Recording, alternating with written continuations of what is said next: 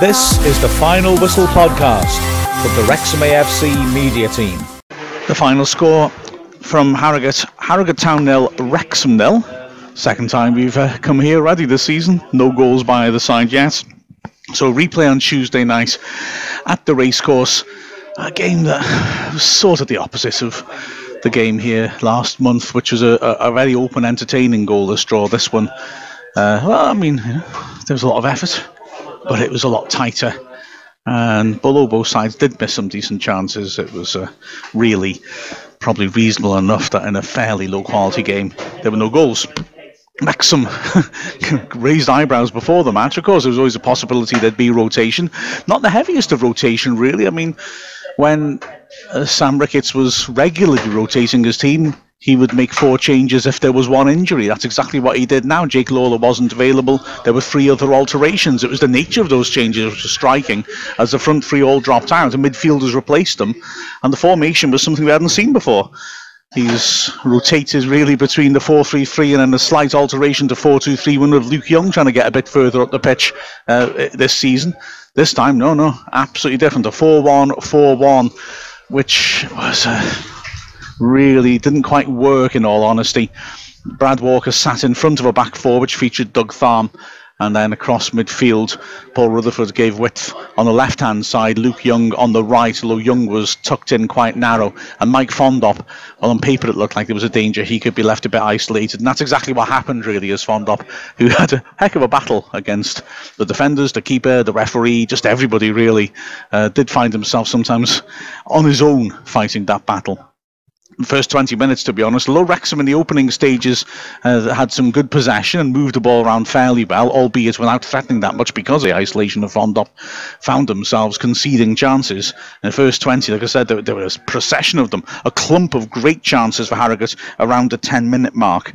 First, an excellent cross by Leasley, whose quality from wide positions was crucial. Williams had a shot, got there first 6 yards out and managed to have a shot on target. Leighton quickly off his line made himself big and was able to block it. It span loose and Thelwell had a chance from close range, but Carrington did ever so well in turn to hurl himself bravely in the path of the shot and block it away for a corner. That corner swept into the near post and Langmead lost his man at the near post. Nice glancing header which hit the bar and bounced away, and within a minute again Harrogate were threatening. Thewlis picking it up on the right hand side, squaring in a shot to Williams, who struck it, but past to Williams, beg your pardon. His shot was held comfortably enough by Leighton low down to his right, but Wrexham were, despite the fact that they had extra men in midfield, still conceding opportunities, especially on the flanks, and were losing a lot of headers in the penalty area.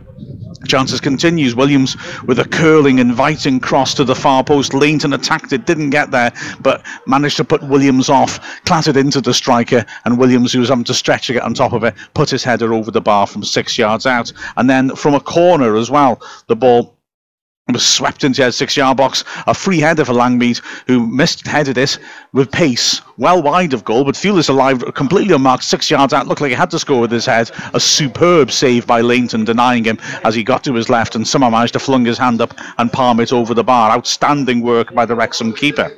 From that point on, to be honest, the chances dried up somewhat. Those opportunities which were created in the second half of the first half were made by Wrexham. A neat move saw Carrington play a good ball to Rutherford. He swept in a cross, and then a moment of controversy. Fondop attacking in the near post against Langmead. They both arrived at the ball roughly the same time. Now Wrexham players and fans all went up immediately, demanding handball and a penalty. The ball span loose to Luke Young, who from the edge of the area drilled it into the bottom left corner, but the referee blew up for a foul by Fondop. Now, from our side and the press box, we couldn't really see anything Fondop had done. The referee had penalised him an awful lot for challenges on Langmead, and it'd be interesting to see if the video footage shows anything a little bit different, although it must be said that's from the same side as us, so probably it won't.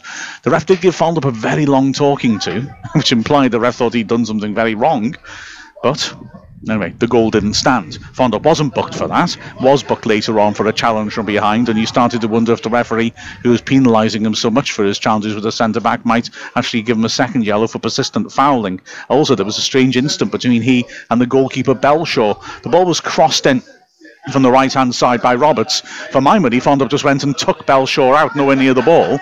Ref amazingly didn't give the foul for that. The ball was put back in, and there was a little scramble before the ball went behind for the corner. And Belshaw and Fondop had a little bit of a shoving match in the goal mouth as well before everything was sorted out.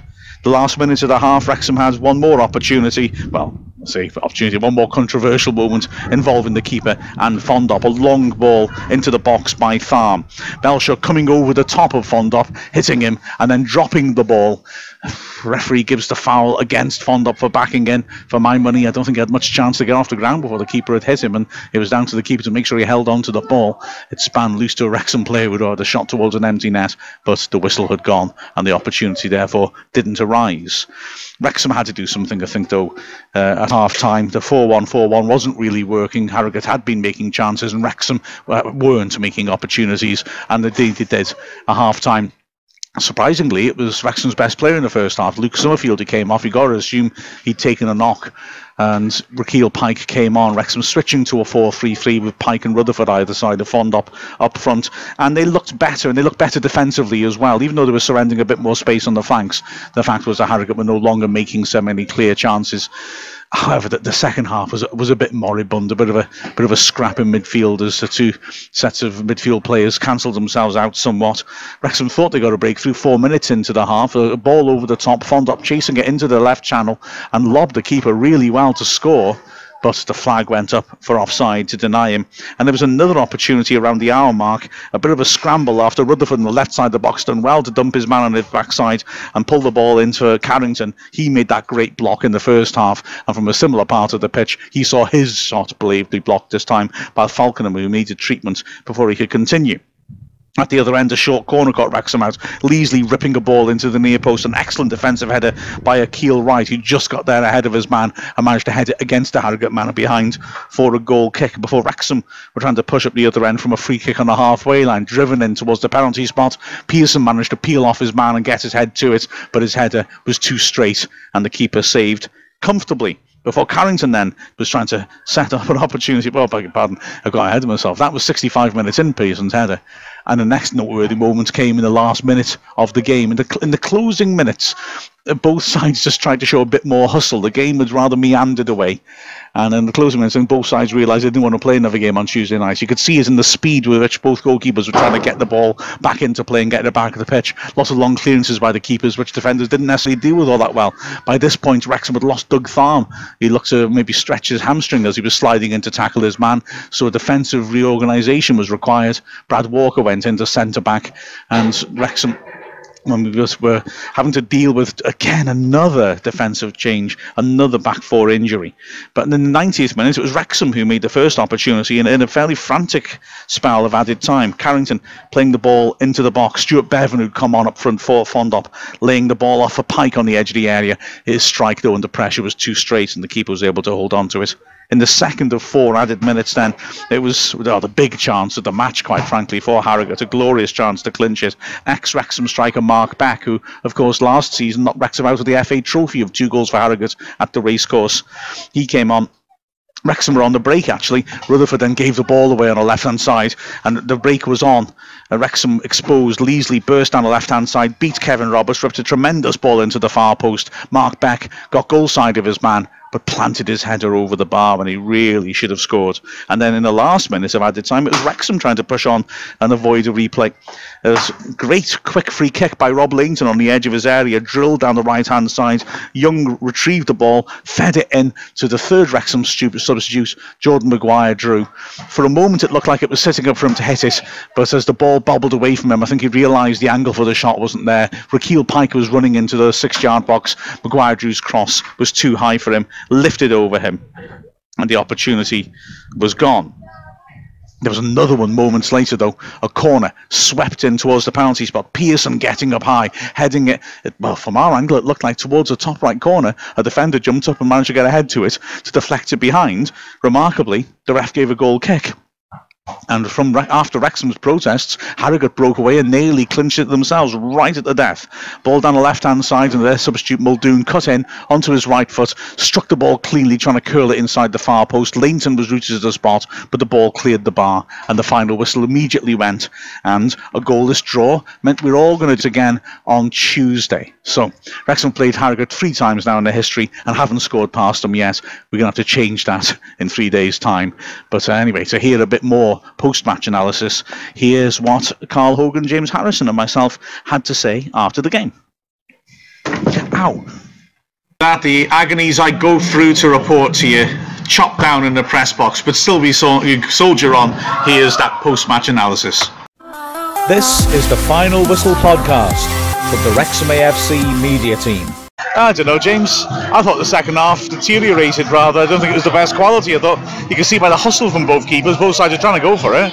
But the quality in the attacking third was sorely lacking, I thought. Yeah, the football broke down. A couple of times Wrexham did get it on the floor, played passes into feet and looked dangerous. But yeah, both teams resorting to those long balls, and it just became a sort of a war of attrition more than anything, I think. And yeah, I think Wrexham will be annoyed. I think Sam Ricketts will be annoyed that his players have got to do another 90 minutes. They've lost another centre-half potentially in Doug Tharm going off. And yeah, it's just a little bit frustrating, really. It's probably the first game I've seen this season, obviously not having been to the previous one, where we haven't really created a great deal of chances, which is reminiscent of last season. But I mean, the 0-0 here last month was a very open goalless draw. Lots of chances made, certainly by Wrexham, Fondop squandering a few. This was the opposite, I think, Carl, really, wasn't it? It was... Well, apart from Harrogate in the first half of those crosses coming in, there weren't that many clear-cut opportunities made until the very closing stages, and both sides, I think, wanted to avoid the replay and started taking risks. Yeah, there's no question both sides went for it there towards the end, and it did get a little bit more open, but yeah, it's unfortunate, isn't it? It's like, I feel somewhere along the line that Harrogate are just that side that managed to quell Wrexham. There's always that side every season that you play that you probably have a little bit more joy against you, just due to the personnel. And again, it'd be interesting to get them on grass though, because there was lots of slips and misunderstandings with the surface. So that'll be interesting as well to get back at the racecourse on Tuesday.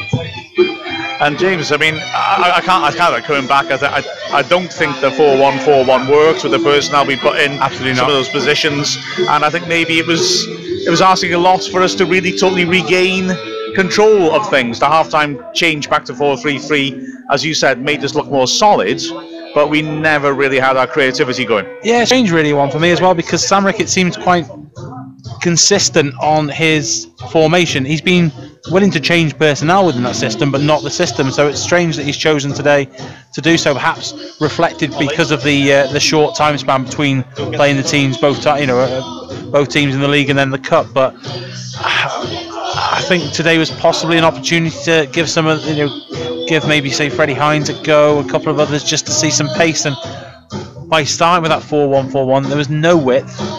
Very much like a Dean Keats team last year, where we've tried to play with players like Kelly, then Deborah Dix, and various other players out wide, and it doesn't really work. No, there was a real lack of creativity in that respect. Bevan came on and was enthusiastic at the end as always, wasn't he, Carl? Yeah, I enjoyed Stuart Bevan's cameo again here at Harrogate. He's a very good player, and you felt he was going to get more sort of success than Fondop was in this situation. He just seemed to win more in the air. There's no doubt Wrexham had the ball in the net twice. Fondop's finish was good, but you just feel perhaps a full 90 for Stuart Bevan against a Harrogate team might well bear some fruit. Yeah, absolutely. He troubled the centre-backs in the short time he had on. Well, James, man of the match then. What's your call? It's a difficult one. I've not missed doing summarising and having to pick this. It's that added thing. I think there's two players that stood out for me. Three players. Summerfield would be in the reckoning, but went off at half time, so I'm discounting him. I seem to mention Luke Young, Kevin Roberts. I think you guys mentioned him a lot in commentary. I think Kevin Roberts got up and was probably our most attacking outlet. Luke Young sort of shifted across many positions in midfield, but when he did get on the ball, was influential and was at the heart of Wrexham. Anything Wrexham did well going forward. I'm going to go with Kevin Roberts just because I think he was consistent throughout the match. Not a lot of attacking came down his flank, and he did get forward a lot. He caused problems, and he just put a lot of work in, a lot of challenges, a lot of crosses in, and tried in a formation that didn't really suit Wrexham. So I think Kevin Roberts, deserves the plaudits today. Yeah, I think that's a fair call. Well, we'll go off and do our post-match duties now. The guys are going to do the interviews, and there's a chip shop round the corner with my name on it. So, remember, on Tuesday, we'll be giving you the replay live here on Mixler with a final score of Harrogate Town 0, Wrexham 0. Again, we've been Mark Griffiths, Carl Hogan and James Harrison. This is the Final Whistle podcast from the Wrexham AFC media team.